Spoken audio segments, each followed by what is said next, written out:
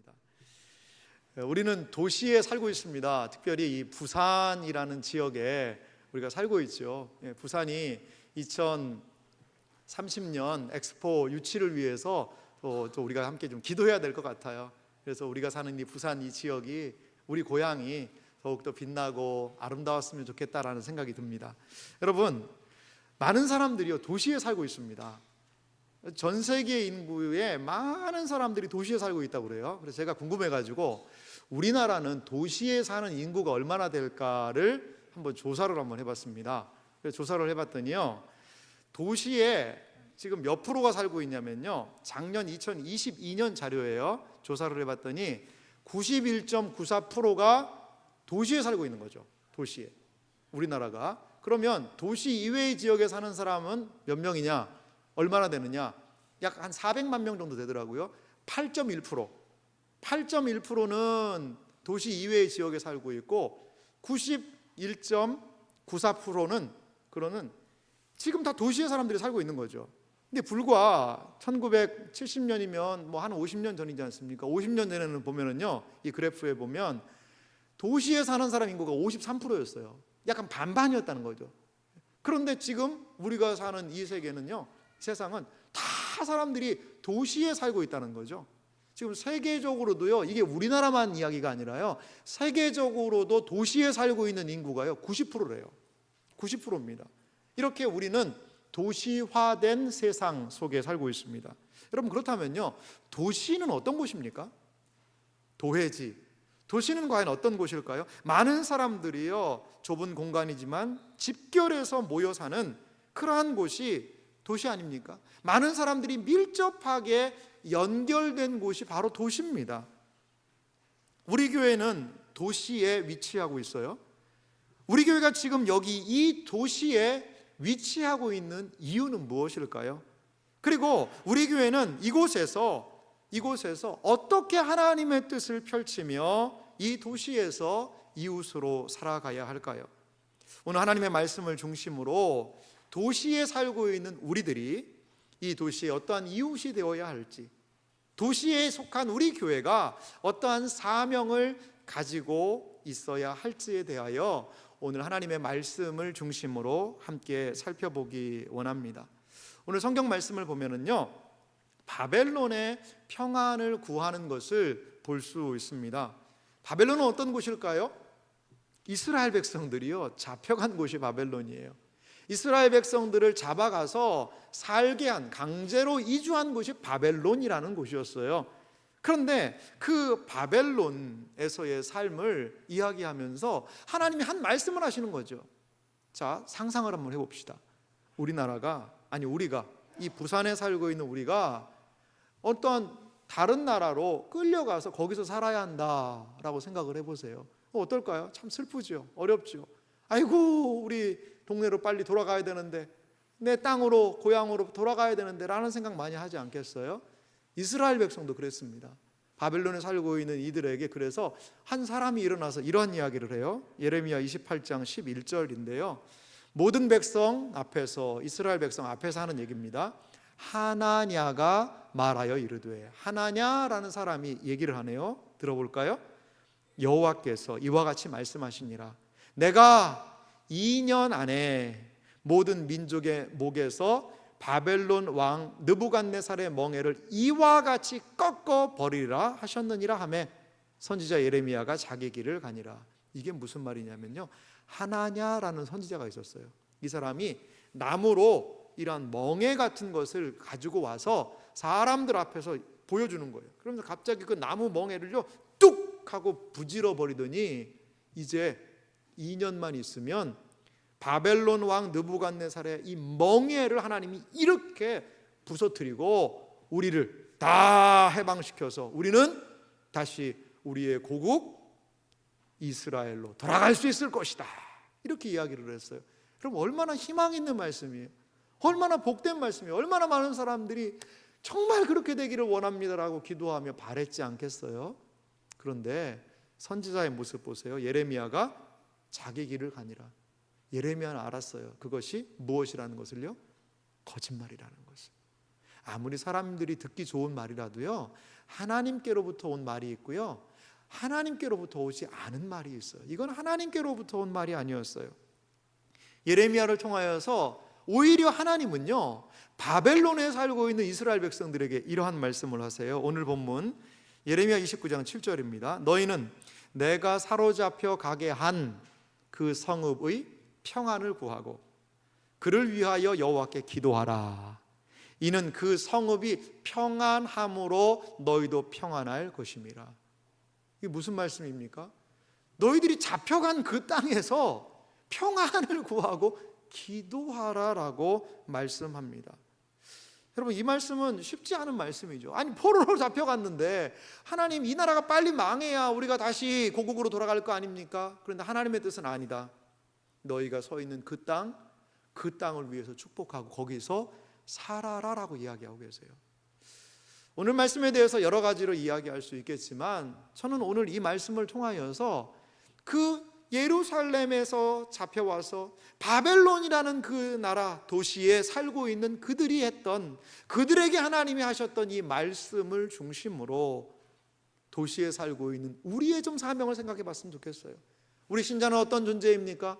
우리에게는 분명히 새하늘과 새 땅의 영광이 있어요. 그 땅을 바라보고 삽니다. 이 세상은 분명히 망할 겁니다. 예수 그리스도께서 다시 오셔서 이 세상 나라의 끝을 고하고 새하늘과 새 땅, 하나님의 나라를 시작하실 거예요. 그러한 사명이 우리에게도 있습니다. 이것은 우리의 영원한 본향이 아닙니다. 마치 이스라엘 백성들에게 바벨론과 같은 땅일 수도 있어요. 하지만 우리가 할 일은 무엇일까요? 이스라엘 백성들과 저는 하나님이 동일한 마음을 가지고 계시다고 봐요. 그렇다면 도시에서 그 바벨론의 평화를 위하여서 기도하라고 하셨던 그 하나님의 말씀의 의미와 더불어 이 도시에 살고 있는 우리의 사명은 무엇일까를 함께 살펴보기 원합니다. 우리가 먼저 생각해 볼 것이 있는데요, 이 도시에 우리가 이웃으로 살면서 추구해야 되는 중요한 가치가 있습니다. 좀 어려운 용어를 제가 쓰겠는데, 그것은 바로 공동선이라는 그런 단어예요. 이건 제가 설명을 드릴게요. 도시의 이웃으로 우리가 살아가면서 공동의 선을 추구해야 한다라는 거죠. 최초의 사람 아담에게 하나님께서 하신 명령이 무엇이었죠? 그 아담이 어디에 살았죠? 에덴 동산에 살았습니다. 에덴 동산. 에덴 동산에서 아담이 살게 되면서, 에덴 동산에 살게 하나님이 하시면서 하나님이 아담에게 주신 사명이 있었어요. 창세기 2장 15절 말씀은 우리 한 목소리로 읽어볼까요? 같이 한번 읽어봅시다. 여호와 하나님이 그 사람을 이끌어 에덴 동산에 두어 그것을 경작하며 지키게 하시고. 아멘. 여호와 하나님이요, 그 사람 아담을 이끌어서요 에덴 동산에 두셨어요. 그리고 아담을 통하여 하기 원하시는 것이 있었어요. 그게 뭐죠? 경작하며 지키게 하다. 이 경작하다, 지키다 이런 단어가 있는데요, 경작하면 여러분 어떤 생각이 떠오르세요? 농사 짓는 거 생각나시잖아요. 그러니까 뭐 아담이 뭐 농사 열심히 하고 씨 뿌리고 뭐 지키고 했나 보다라는 생각이 들겠는데요, 이 단어는 너무나도 중요한 단어예요. 아담에게 준 사명입니다. 자, 경작하다, 지키다 이런 뜻을 원어의 의미를 충실해서 살펴보니까요, 경작하다라는 것 안에 어떤 의미가 있냐면 섬기다라는 뜻이 있어요. 섬기다. 이 경작하다는 것은요, 섬기다라는 그 의미가 있다는 거죠. 지키다라는 것은요, 돌보다라는 뜻이 있는 거예요. 그러니까요, 첫사람 아담에게 주신 사명이 뭐죠? 그 에덴을요 잘 섬기라는 거예요. 그 에덴을요 잘 돌보라는 거죠. 자, 아담이 에덴을 섬기고 돌보면 그 에덴 가운데 어떠한 일이 일어날까요? 하나님의 뜻이 이루어지는 거예요. 하나님의 목적이 이루어지는 거예요. 하나님의 뜻과 목적을 향하여서 아담은 에덴 동산을 섬기고 에덴 동산을 돌봐라 라고 하나님이 아담 첫사람에게 명령을 내리셨다라는 거죠. 아담의 사명, 그것은 세상을 돌보고 섬기는 사명입니다. 그런데요, 아담이 타락함으로 말미암아, 인간에게 죄라는 것이 들어옴으로 말미암아 이 주어진 사명이요 좀 흐려졌어요. 흐릿해졌어요. 하지만 타락 이후에도 하나님은 여전히 신자가 세상을 섬기며 돌보기를 원하신다는 거예요. 어떤 그리스도인들은 이렇게 생각하기도 합니다. 이 세상에요, 우리가 뭐 그렇게 관심을 가질 필요가 있냐? 어차피 세상은 망할 거고 우리는 천국 들어가니까 이 땅에서 그냥 잘 살다가, 우리만 잘 살다가 천국 가면 되지 않나? 이런 생각을 하기도 합니다. 하지만 그것은 그릇된 생각입니다. 결코 성경은 그러한 그리스도인의 삶을 말하지 않습니다. 성경은 무엇을 말하고 있습니까? 신자들에게 사명이 있다는 거예요. 첫사람 아담에게 그 에덴 동산을 섬기고 돌보라라는 사명을 주셨듯이 이 땅을 살아가는 우리 그리스도인들에게도요, 분명한 사명을 주셨다는 겁니다. 마태복음 5장 14절은 이렇게 말씀합니다. 너희는 세상의 빛이라. 산 위에 있는 동네가 숨기지 못할 것이요. 예수님은 직접 말씀하셨어요. 너희는 세상의 빛이라. 우리를요, 세상의 빛이라고 얘기해 주셨어요. 소금이라고도 말씀하셨어요. 세상의 빛이라는 거죠. 여러분, 교회의 사명, 신자의 사명은 무엇인지 아세요? 빛을 비추는 겁니다. 그래서 마태복음 5장 16절은 이렇게 말씀하는데요, 이 말씀은 좀 같이 읽어볼까요? 함께 같이 예수님께서 우리에게 명하신 사명인데요, 같이 기록된 하나님의 말씀을 읽겠습니다. 이같이 너희 빛이 사람 앞에 비치게 하여 너희로 너희 착한 행실을 보고 하늘에 계신 너희 아버지께 영광을 돌리게 하라. 아멘. 이같이 너희 빛이 사람 앞에 어떻게 하는 거예요? 비치게 하라는 겁니다. 자, 이 빛은 뭘까요? 예수님의 설명에 의하면 너희의 착한 행실이라고 이야기하고 있어요. 너희의 이 착한 행실을 사람들이 보고 하늘에 계신 너희 아버지께 영광을 돌리게 하라는 거죠. 사랑하는 성도 여러분, 우리가 비친 건 알아요. 그런데 우리의 빛은 어디에서 비춰야 되는 거죠? 세상에서 비춰야 되는 겁니다. 세상. 우리의 빛은 세상에서 비추는 거예요. 어떤 분이 그런 얘기를 하더라고요. 교회가 뭐가 돼버렸냐? 조명가게가 돼버렸다는 거예요. 조명가게가. 이 교회가 세상의 빛을 비춰야 되는데 세상으로 잘 안 나가요. 제가요, 조명가게를 한번 가봤어요. 그랬더니요, 온 사방 천지가요, 다 조명으로 되어 있더라고요. 이렇게 벽에도 그냥 붙여놔서 이 샘플들을 보여줘야 되니까요. 욕실 조명, 거실 조명, 뭐 이런 조명들, 천장에도 그렇고요, 그냥 온통 조명으로 환합니다. 어디 가요? 조명 가게 가요. 잘못하면요, 교회가 이렇게 된다는 거예요. 우리끼리 좋고, 우리끼리 만족하고, 우리끼리 막 할렐루야 아멘 감사하고 감격하고. 그런데 예수님은, 주님은 어디를 비추라는 거예요? 너희는 조명가게 아니다. 세상의 빛이다. 세상을 향해 이 빛을 비추는 그러한 존재가 되어야 한다라고 우리 예수님은 우리 신자에게 사명을 말씀하고 계시는 겁니다. 사랑하는 성도 여러분, 우리는 세상의 빛이라는 것을 여러분 믿으시기 바랍니다. 어두워져가는 세상, 소외된 세상, 그리고 거기에 하나님의 예수 그리스도의 아름다운 빛을 비춰서 이 세상을 밝히는 것, 이것이 바로 신자의 사명이자 이것이 바로 우리가 감당해야 되는, 교회가 감당해야 되는 사명이라는 겁니다. 자, 이제 공동선이라는 말을 한번 이렇게 정리를 한번 해보면 좋겠어요. 여러분, 공동선이 무엇입니까? 이것은 어느 특정 장소에서 함께 사는 모든 것에 번영과 행복을 추구하는 거예요. 이게 바로 공동선이라는 겁니다. 공동체의 공동의 선을 구한다는 거죠. 특정 장소, 우리 부산, 우리 명륜동, 여기에 모여있는 이 교회는요, 이 지역 사람들과 함께 무엇을요? 공동선을 추구해서 번영과 행복을 함께 추구해야 된다는 거예요. 이것이 바로 성경에서 말하고 있는 우리 교회와 그리스도인의 사명이라는 것입니다. 그렇습니다. 오늘 성경을 통해서 우리가 알 수 있는 사실은 무엇입니까? 이스라엘 백성들은 지금 포로로 잡혀와 있어요. 하지만 그 땅에 무엇을요? 평안을 구하라라고 하나님은 말씀하고 계세요. 그 땅에 공동선을 구하라라는 말씀입니다. 그렇다면 그 땅에 어떠한 선, 어떠한 공동의 선을 구해야 할까요? 도시의 이웃으로서의 두 번째 사명으로 생각해 볼 수 있는 것은요, 바로 도시의 샬롬을 구하라는 거예요. 도시를 복되게 하고 이웃을 복되게 하고 주변의 사람들에게 빛을 비추는 이 사명을 통하여 구해야 될 것은 무엇입니까? 샬롬이라는 단어입니다. 샬롬. 오늘 본문 예레미야 29장 5절 말씀 보니까요, 그 바벨론에 살고 있는 이스라엘 백성들에게 이렇게 하라고 하나님 말씀하세요.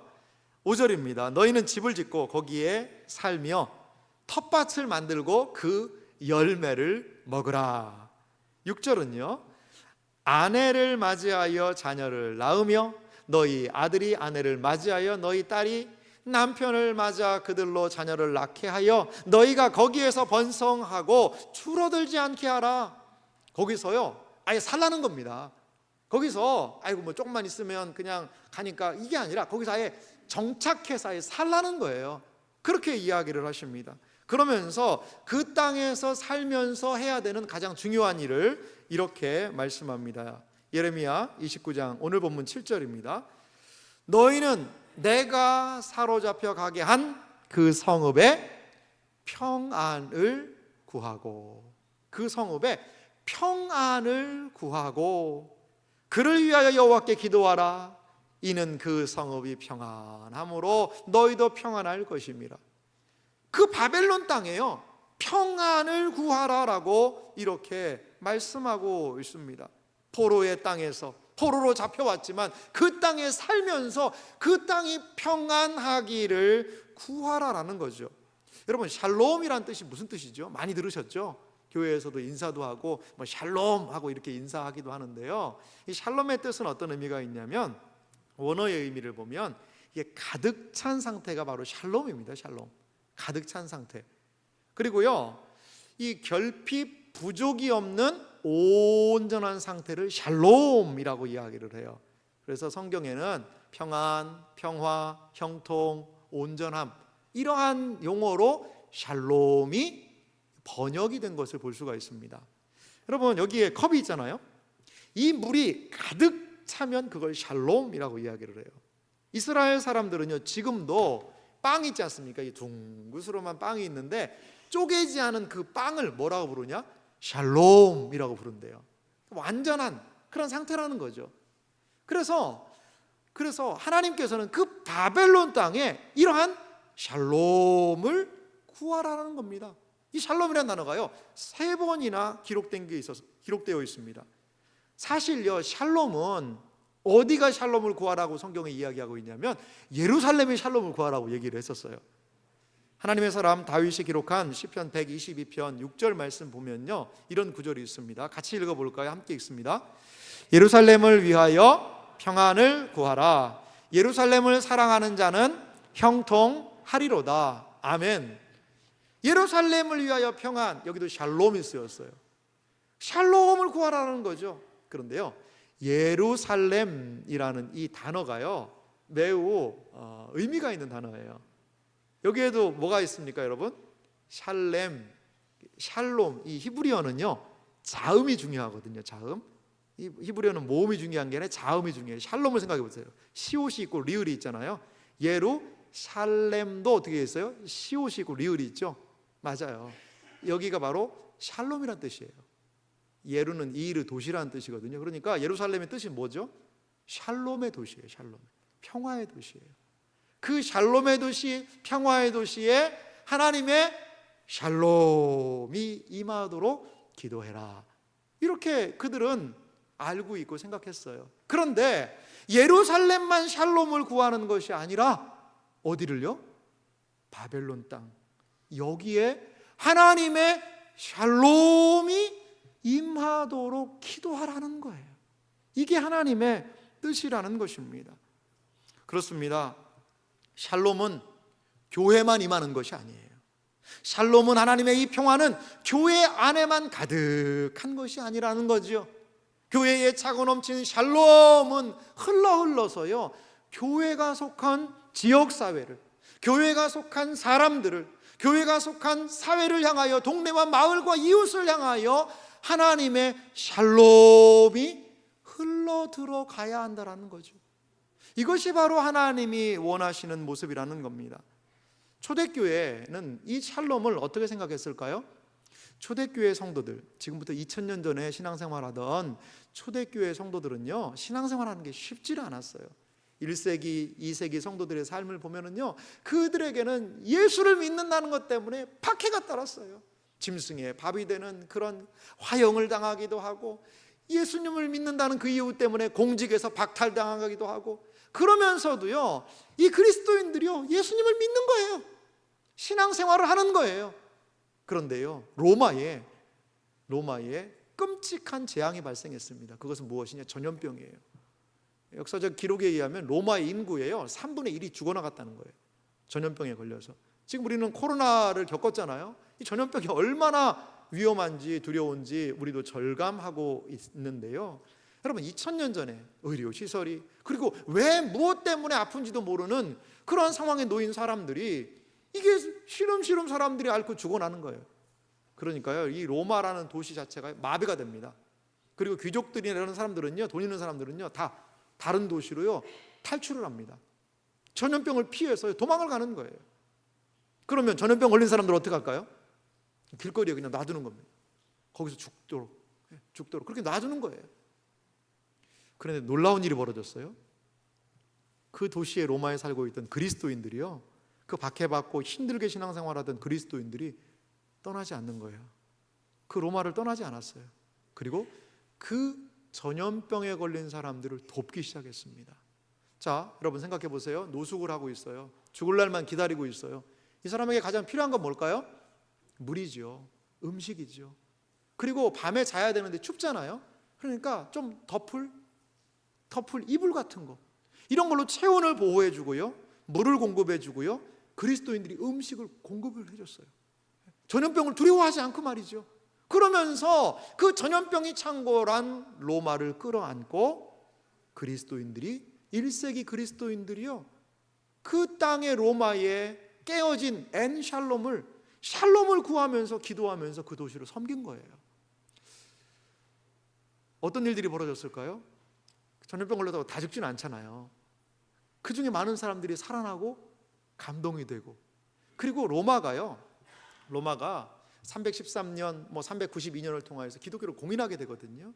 그런데 그 결정적인 요인 중에 하나가 전염병 때에 이렇게 이웃을 위해 섬긴 일, 이것이 결정적인 영향을 또한 미쳤을 것이다, 이렇게 연구하시는 분도 계세요.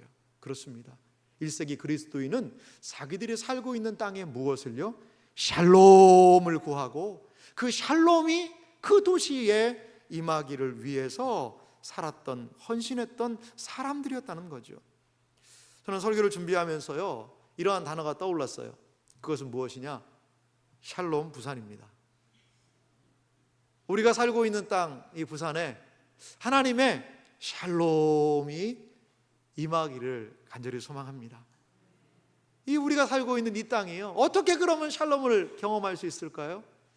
부산에요 1800개의 교회가 있어요. 이 교회들이 부산의 샬롬을 위해서 기도하고 섬긴다면 우리 부산 땅에 샬롬이 임하지 않을까요? 조이 선교회라는 단체가 있어요. 이 조이 선교회라는 이 단체에 강령이 있는데요, 말 그대로 조이라는 그 단어예요. 한번 좀 보실래요? 이 조이가 영어로 JOY로 쓰여진 단어입니다. 기쁨이라는 뜻이거든요. 그런데 이 JOY라는 이 단어를 이렇게 풀었어요. J는요, Jesus first, 예수님이 먼저라는 거죠. 그리고 조이의 O자는요, others second, others, 다른 사람, 이웃은 두 번째라는 거예요. 그리고요, Y는요 어떻게 하는 거죠? You third, 너는 세 번째다. 예수님이 첫 번째요, others, 이웃이 두 번째요, 그리고 나는, 우리는 세 번째로 생각을 하자. 이것이 바로 조이 선교회의 강령이고 그들의 가치예요. 맞습니다. 사랑하는 성도 여러분, 섬기려면요, 이게 분명해야 되는 것 같아요. 그 지역을 섬기기 위해서는요, 주님을 앞세우고, 그리고 이웃을 위하여 그리고 또한 우리의 가치와 우리의 이익은 나중에 생각하면서 섬겨야 되지 않을까요? 샬롬 부산을 위해서 우리 교회 미력이지만 우리가 할 수 있는 것으로 지역사회 섬기고 있잖아요.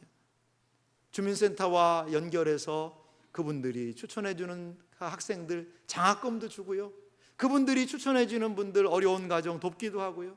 지난 부활주일에는 우리가 사랑의 상자 만들어가지고요, 이 명륜동 지역의 100여 가정에 그 사랑의 상자를 나누기도 하고요. 또 이제 다가오고 있습니다만 성탄절 되면 정성스럽게 우리 떡국 준비해서 이웃에게 떡국 한 그릇 끓여 드세요 라고 이렇게 나누기도 하고요. 여러 가지 사역을 통하여서 우리 나누고 있습니다. 저는 그 중에 이 러브미 사역이 너무나도 참 중요한 것 같아요. 러브미 사역 내년 2024년 우리가 5월까지 지금 계획을 1단계 하고 있는데요. 사실 이 러브미 사역은 뭐냐면 어려운 가정에 쌀을 조금 우리가 돕고 있어요. 10kg 쌀을 한 달에 10가정, 2달로 해가지고 20가정을 지금 돕고 있습니다. 그래서 한 가정이 뭐 한 10kg 정도면 뭐 혼자 계시는 분도 계시니까 한 2달 드시지 않겠는가 해서 그 쌀을 20가정을 지금 돕고 있어요. 20가정을. 그런데 이 사역이 시작되게 된 거는요, 한 가정이 은혜를 받고 자신들의 옥합을 깨뜨렸어요. 그래서 이 사역에 헌신을 해주셨어요. 그래서 내년 5월까지 섬겨주시기로 해서 우리가 지금 명륜동에 있는 그 주민센터에서 추천해 주신 분들, 또 우리 교회의 또 성도님들 해서 20가정을 이렇게 2년간 섬기기로 협약을 하고 진행을 하고 있습니다. 참 복된 일인 것 같아요. 동장님이 그런 얘기 하시더라고요. 정부에서 할 수 있는 게 한계가 있는데 세안교회가 이렇게 섬겨주셔서 너무 고맙습니다, 이렇게 이야기를 하시더라고요. 사랑하는 성도 여러분, 그렇습니다. 지역을 섬기고 우리의 이웃을 교회와 함께 돌아보는 것, 그것은 우리에게 주어진 사명이에요. 하나님이 그래서 여기에 이렇게 우리 교회를 세워주신 것 아닐까요? 우리 교회는 그렇게 큰 교회는 아니잖아요. 뭐 큰 교회 같이 똑같이 하자는 것 아니에요. 하지만 우리가 할 수 있는 일 하면 됩니다. 우리 교회 상황에서 할 수 있는 것, 그런데 우리의 이웃의 필요를 돌아보고 살피면서 함께 하는 거죠. 사랑하는 성도 여러분, 우리 경제적인 활동도 하고 직장도 다니고 사업도 하고 여러 가지 사는 게 빠듯하고 힘들고 어려워요. 그래요. 요즘에 넉넉하게 사는 분이 어디 있겠어요? 하지만 이것을 우리의 마음에 받아들인다면 차 바꿀 거 조금 더 늦게 바꾸기도 하고 여러 가지 살 거 조금 늦추기도 하면서 우리에게 주어지신 하나님의 은혜를 우리의 이웃들과 좀 나눈다면 우리 지역에, 우리가 사는 이 명륜동에, 동래구에, 부산에 하나님의 샬롬이 그들의 마음속에 조금은 가까이 오지 않을까요? 이 일을 위해서 하나님께서 우리를 불러주셨다는 것을 여러분 믿으시기 바랍니다. 하나님의 샬롬에 우리가 함께 동참하기를 주님의 이름으로 축원합니다. 또한 도시의 이웃으로 산다는 것의 마지막 의미는 무엇이냐면요, 도시를 위해서 기도하는 겁니다. 이것은 교회가 도시를 위해서 해야 되는, 저는 가장 중요한 사명이라고 생각이 들어요. 예레미야 29장 7절 말씀을 제가 다시 읽어보면요, 너희는 내가 사로잡혀 가게 한 그 성읍의 평안을 구하고 그를 위하여 여호와께 기도하라. 이스라엘 백성들이 포로 생활하고 있는 그 바벨론을 위하여서 여호와께 샬롬을 구하고 기도하라라는 것이지요. 그렇습니다. 기도는 우리가 이 땅을 위해서 할 수 있는 가장 중요한 일입니다. 이것은 예수님께서 또한 우리에게 부탁하신 일이기도 해요. 마태복음 6장 10절 말씀 우리 같이 읽어볼까요? 함께 읽읍시다. 나라가 임하시오며 뜻이 하늘에서 이루어진 것 같이 땅에서도 이루어지이다. 아멘. 이 땅은 하나님의 뜻이 이루어져야 하는 곳입니다. 하나님의 뜻을 이 땅에서 이루실 것입니다. 우리가 서 있는 이 땅은 하나님이 뜻이 이루어져야 하는 구체적인 장소라는 것이죠. 하나님의 뜻이 이 땅을 통하여, 하나님의 뜻이 우리를 통하여 이 땅 가운데 우리의 지역에 샬롬으로 임하게 되는 그 비전, 꿈을 꾸는 우리 모두가 되기를 주님의 이름으로 간절히 소망합니다. 우리 성도님들이 기도해 주시고 협력해 주셔서 제가 지난 2월 달에 미국에 좀 다녀왔죠. 미국에 있는 선교적 교회들을 탐방을 하고 왔습니다. 그런데 그 선교적 교회 탐방한 교회 중에 제 시선과 안목을 좀 활짝 열어준 교회가 있어요. 참 보는 게 중요하더라고요. 너무 감사한 시간이었는데요. 그 교회는 이름도 좀 독특합니다. 드림센터라는 교회예요. 드림센터. 이 드림센터라는 이 교회가 있는데요, 너무나도 놀라운 교회더라고요. 그 교회 사진 한번 보여주실래요? 매튜 바넷이라는 이 목사님이 한 20년 전에 이 교회를 세웠더라고요. 그 교회의 입구입니다. 입구인데 드림이라는 영어 단어가 있고, 원래 센터가 C자가 있는데 이 교회가 이게 뭐 가난한 건 아닌 것 같은데 이 C자가 글씨가 떨어져 버렸어요. 근데 이 글자를 아직 안 붙여가지고, 근데 참 의미가 있더라고요. 드림 엔터가 됐더라고요. 드림으로 들어와라 이런 뜻이 돼버린 그런 부분인데요. 다음 사진도 한번 보여주실래요? 예, 이 교회는요, 이런 트럭을 교회가 사는 거예요. 트럭을 가지고요, 그 지역에 있는 사람들을요 돕는 겁니다. 어려운 사람들을.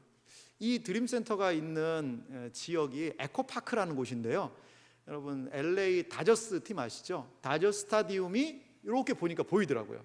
보이는 그 지역은 바로 옆에 있지는 않았지만 그 에코파크라는 그 지역이에요. 근데 그 에코파크 지역에 어떤 분이 많이 계셨냐? 홈리스들이 많이 상주하던 곳이라고 그래요. 그러니까 홈리스들이 있는 곳에는 마약이 있죠, 폭력이 있죠, 사람이 죽기도 하죠, 막 온갖 것들. 그러니까 에코파크란 이 지역이 너무나도 이 정부도 해결하지 못한 어려움이 거기에 있었던 것 같아요. 그런데 20년 전에 한 교회가 세워지고 이 드림센터라는 이 교회가 세워져서 그들을요 변화시키는 거예요. 변화시키는 거예요. 놀라운 일이 벌어졌어요. 자, 그 다음 사진 한번 보여주실래요? 이건 제가 드림센터 그 교회 옥상에서 LA 다운타운을 좀 찍은 그런 모습인데요. 그 다음 사진을 좀 보여주면요, 이 교회 건물이 이렇게 생겼습니다. 그럼 교회 같아요? 조금 모양이 교회하고 좀 다르지 않습니까? 이 건물은요 원래는 병원이었대요. 병원이었는데 어떤 병원이었냐면 퀸스 엔젤이라는 병원인데 한 수녀 회에서 이 병원을 운영하다가 9년 전에 부도가 났나 봐요. 이 병원 운영을 못하게 돼서 9년 동안 방치가 된 거죠. 그런데 이 매튜 바넷이라는 목사님이 지나가다가 그 건물을 보게 됐고 이분들한테 찾아갔어요. 그래서 알고 봤더니 이 건물을요 그 LA에 있는 한 영화사에서 인수를 하려고 거의 지금 뭐 조율을 하고 있는 상황이었다고 그래요. 그러면 그 영화사에 인수하는 그 금액이 얼마였냐면 약 160만 불, 우리 돈으로 환산해 보니까 한 200억 정도 되더라고요. 지금부터 여러분 한 20년도 더 넘는 전의 이야기니까요. 그 지금은 뭐 훨씬 더 비싸겠죠. 그래서 200억에 팔려고 지금 막 조율을 하고 있는 거죠. 근데 매튜 바넷이라는 목사님이 수녀회에 찾아가서 이분들하고 막 대화를 나누면서 앞으로 자기가 어떠한 교회를 하고 싶은지에 대한 이야기를 막 얘기했다는 거예요. 어려운 사람들을 돕고 이러한 이야기를 하니까요, 이 수녀님들이 그 감동이 된 거예요. 그래가지고 이 건물을 사게 됐습니다. 얼마에 샀을까요? 200억에 산 건 아니죠. 이 목사님 돈이 어디 있어요? 돈이 없어요. 그래서 나중에 샀는데요, 이 건물을 얼마에 샀느냐?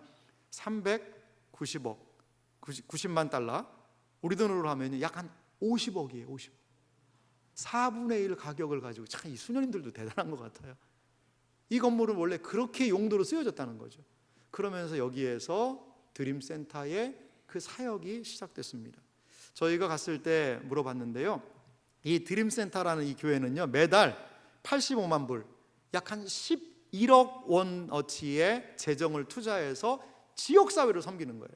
지금 보니까 그 건물만 있는 게 아니라 옆에요 무슨 자활센터도 있고 뭐 여러 가지로 해서 한 교회가 이 정도의 사역을 감당할 수 있을까라고 할 정도로 엄청난 사역을 하더라고요. 여러분, 한 달에 이 교회에서 구제하고 나눠주는 비용으로 11억을 쓰고 있대요.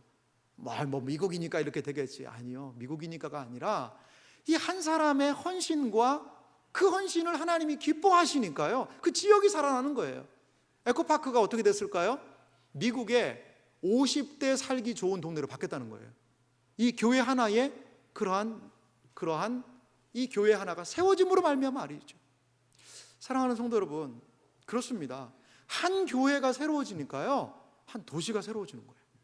그래서 조지 부시 예전 미국 대통령이 이 에코파크에 방문해서 이 드림센터 교회를 둘러보고 너무나도 감동을 하고 정부와 연계해서 많은 사역들을 하게 되는 그러한 교회로 그 지역사회에 놀라운 영향력을 미치고 있더라고요.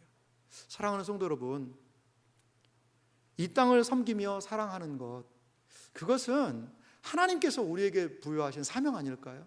그런데 이 땅을 섬기며 그렇게 사랑하는 것은요, 하나님이 우리에게만 주신 사명은 아니에요.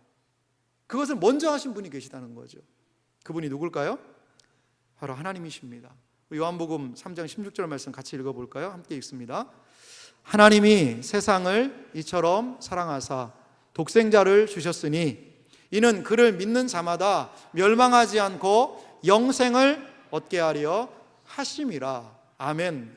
여러분, 어떤 단어가 여러분의 눈에 들어오십니까?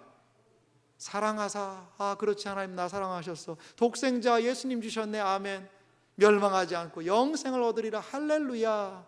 이렇게 우리는 이 구절을 보고 묵상하고 감사합니다. 그런데요, 우리의 시선을 좀 앞으로 돌렸으면 좋겠어요. 앞에 어떤 단어가 있죠?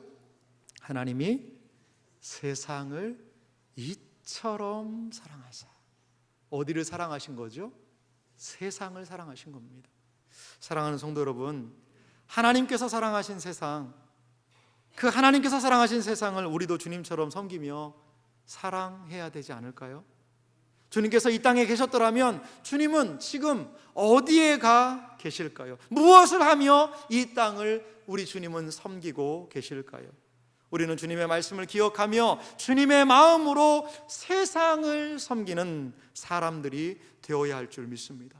이것이 바로 이 도시에 힘들고 연약하고 영적으로 방황하고 있는 많은 사람들을 도우라고 우리를 이 도시에 세우신 주님의 부르심의 목적인 줄 믿습니다. 사랑하는 성도 여러분, 도시의 이웃을 위한 돌봄과 기도, 이것이 우리 가운데 있기를 소망합니다. 우리의 도시의 삶은 각자 분주하잖아요. 주변을 살피고 돌아보는 그 분위기가 자연스럽지는 않습니다. 그저 각자에게 주어진 삶을 그렇게 살아가고 있을 뿐입니다. 하지만 우리 그리스도인들은 이 도시의 샬롬을 위하여 기도해야 될 줄 여러분 믿으시기 바랍니다. 아담이 그 에덴 동산을 돌보며 섬겼던 것처럼 1세기 그리스도인들이 그 로마 도시를 섬기며 주님의 사랑으로 그 도시를 뒤바꿔 놓았던 것처럼 21세기를 살아가는 우리들도 주님의 마음을 가지고 주님이 사랑하는 이 세상을 주님의 마음을 가지고 섬기며 이 땅에, 이 부산에 샬롬을 위하여서 기도해야 할 줄 믿습니다. 이것이 바로 우리가 이 도시의 이웃으로 살아가는 부르심이자 사명인 줄 믿습니다. 우리 교회가, 우리 모두가 이 사명에 눈떠서 이 부르심을 넉넉히 감당하는 은혜의 역사가 우리 모두에게 있기를 주님의 이름으로 축원합니다.